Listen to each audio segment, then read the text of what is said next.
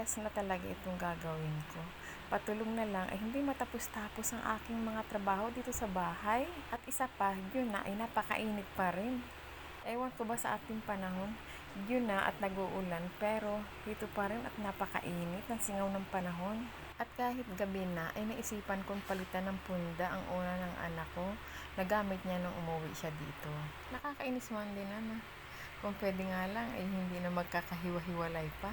Kaso, ganyan talaga ang buhay natin. Hindi pwede na habang panahon ay magkasama, di ba?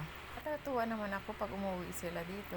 Kaso pag umaalis naman sila, syempre nandoon yung nalulungkot ako at dumarating sa puntong umiiyak talaga ako. Syempre nakakalungkot, di ba? Ako, pasensya na kayo at sumasagitsit itong video ko. Kasi nga, hindi pwedeng wala akong electric fan dito sa loob. Napakainit talaga. Teka muna at ipa-speed ko muna itong aking video para medyo umikli-ikli naman. At napakahaba kung aking i-voice over.